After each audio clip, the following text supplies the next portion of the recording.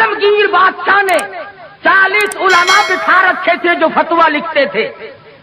رات کو فتوے سنا کرتا تھا اور اشکال پیدا کرتا تھا.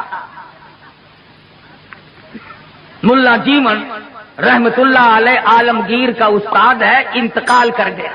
میں نے اور آپ نے بھی مر جانا ہے. فوت ہونے سے پہلے وصیت نامہ لکھ دیا. فرماتے ہیں میری نماز جنازہ وہ آدمی پڑھا ہے جس کی تمام عمر میں جب سے ہوش و حواس سنبھالا ہے اس کی ایک دن بھی سفر میں، حضر میں، دکھ میں، درد میں، بیماری میں کبھی بھی کسی حال میں بھی تہجد کی نماز قضا نہ ہوئی ہو.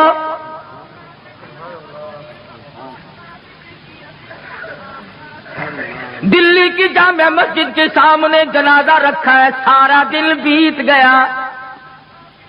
علماء موجود ہیں، محدثین موجود ہیں، مفتی موجود تھے، قاری موجود تھے، قاضی موجود تھے، مگر کوئی جنازہ پڑھانے کی جرت نہیں کرتا.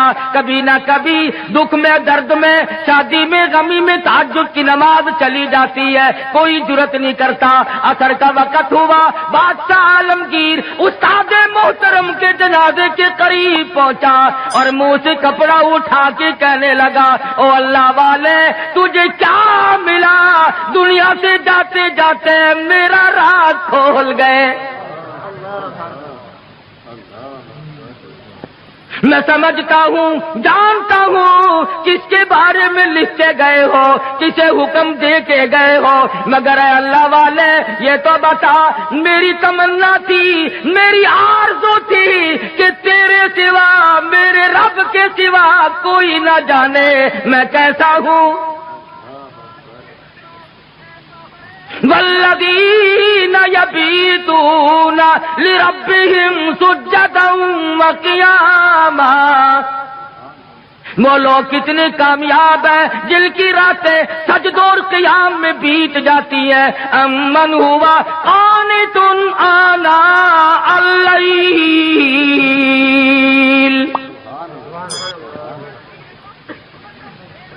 عالمگیر بادشاہ کھڑا ہو کے رو رہا ہے اور کہنے لگا اللہ والے تجھے کیا ملا؟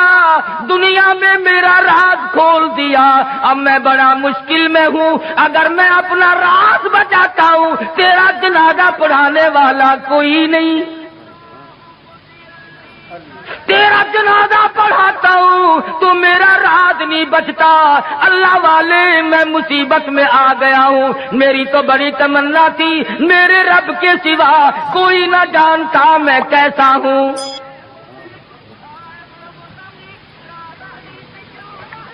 اب میں اور کیا کر سکتا ہوں؟ میرا اللہ مالک ہے. کھڑے ہو کر کے فرمانے لگے او لوگوں صفے درست کرو، میں فقیر جنازہ پڑھاؤں گا.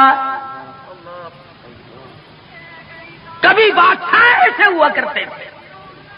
آج لوگوں چودھریوں کی اولاد قرآن نہیں پڑھتی، آڑتیوں کی اولاد قرآن نہیں پڑھتی، شیخوں کی اولاد قرآن نہیں پڑھتی، ملکوں کی اولاد قرآن. عمر میں چودھری نے کبھی بنگلے میں، کوٹھی میں، مکان میں، دکان میں قرآن کو داخل نہیں ہونے دیا.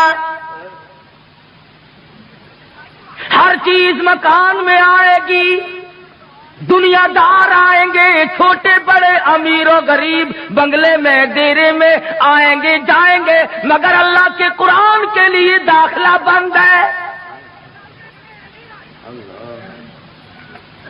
جب تک چودھری مرے گا نہیں قرآن کا داخلہ بند. جب تک شیخ مرے گا نہیں قرآن کریم کا داخلہ بند. جب تک ملک اور خان مرے گا نہیں اس وقت تک قرآن کریم کا داخلہ بند. جب مر جائے فوراً داخلہ کھلتا ہے.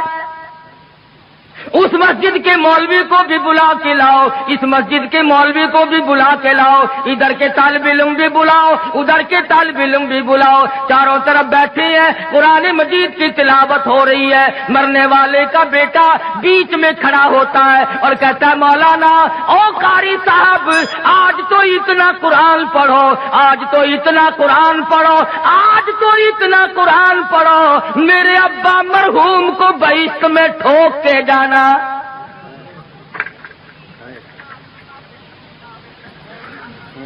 داخلہ کو ملنا نہیں، ٹھوکنا ہی پڑے گا۔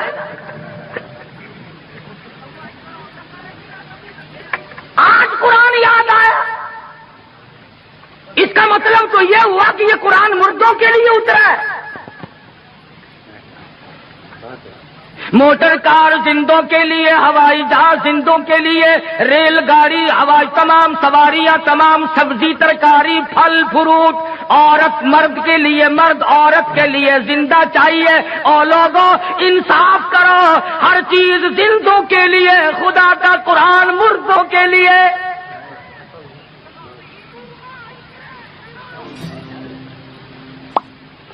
پڑھنا چاہیے جی، بڑا ثواب ہے جی، بڑا ثواب ہے جی، جتنا قرآن پڑھ سو قبر چڑھتی۔ عقل نہیں رہتی آدمی میں بات کرنے کی۔ اب یہی وجہ ہے نا عقل سکھانے نہیں۔ کیوں کہ یہ جو مولوی ہے نا، مولویوں نے بیڑا گرک کر دیا۔ کیسے بیڑا گرک کر دیا مولویوں نے؟ ہم نے کیا اپنا کیا، تمہارا تو نہیں کیا۔ جو آدمی 8 دن ختم دلایا کرتا تھا، ہم سال میں بھی نہیں دلواتا۔ یہ ہمارا نقصان نہیں؟ جو پہلے 7 مٹھائی پہ ختم دلوایا کرتا تھا، اب گڑ کے چاولوں پہ ختم دلواتا ہے۔ ہمارا نقصان نہیں؟ پہلے قورمے پہ ختم آیا کرتا تھا، اب آلو شریف پہ ختم آنے لگا ہے۔ نہ تمہیں گیس پیدا کرتے آلو، مردوں کو نہیں کریں گے۔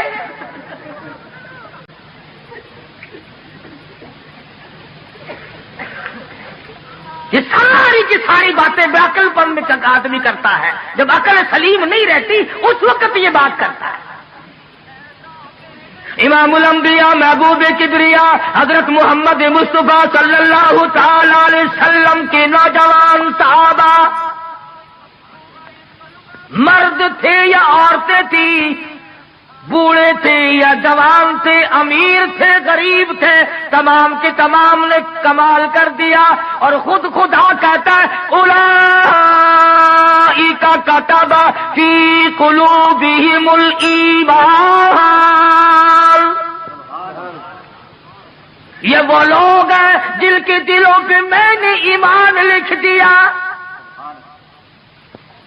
اور فرمایا والانصار الذین اتبعوہم بإحسان رضی اللہ عنہم ورضوا عنہ، یہ مہاجرین، یہ انصار، یہ ابو بکر، یہ فاروق، یہ عثمان ذی النورین، یہ علی مرتضی، یہ تمام کے تمام صحابہ کرام، اللہ فرماتے ہیں ان کی بات نہ کرو، اپنی کرو، میرا فیصلہ سن لو، رضی اللہ عنہم ورضوا عنہ، میں ان سے راضی، یہ مجھ سے راضی، تم بیچ میں بھونکنے والے کون ہو؟ تم کون ہو؟ تمہیں کیا مطلب ہے؟ ان کا دیکھو نا جی، فاروق اعظم نے، صدیق اکبر نے خلافت پہ قبضہ کر لیا، پھر تو اور تیرے باپ دادا اس وقت کیوں نہیں بولے؟ اس وقت کیوں نہیں بولے؟ اگر دم تھا، اگر غم تھا، جرأت تھی، اس وقت کیوں نہیں بولے؟ 1400 سال کے بعد مسائل یاد آئے ہیں، نماز سے جان چھڑانے کے لیے، روزے سے جان چھڑانے کے لیے، باقی دین کے احکام سے جان چھڑانے کے لیے صحابہ کرام پہ اعتراضات۔ اور کوئی ہو، میں تمام سے تمام کو کہتا ہوں، یا وہ لوگ ہو جو صحابہ کرام کو معیار حق نہیں مانتے، یا وہ لوگ ہو جو صحابہ کرام کو بددیانت کہتے ہیں، یا وہ لوگ ہو جو صحابہ کرام کو بکواس کرتے ہیں، ہم تمام کے تمام کو ذلیل و خوار سمجھتے ہیں۔ تم ان کا کیا بگاڑو گے جن کا سردار کالی کملی والا ہو؟ تم ان کا کیا بگاڑو گے جن کا والی محمد مصطفیٰ ہو؟ تم ان کا کیا بگاڑو گے جن کا داماد کالی کملی والا ہو؟ تم ان کا کیا بگاڑو گے جن کا سسر محمد مصطفیٰ ہو؟ تم دنیا میں نہیں ڈھونڈتے پھرتے؟ جو جج آتا ہے اس کا باڑا پٹھارا نکالتے ہو، پتہ لگاؤ یہ ہے کتوں دا، کہڑے علاقے دے رہے نارا، پھر کوئی مامے نو کسیٹ کے لیا ہے۔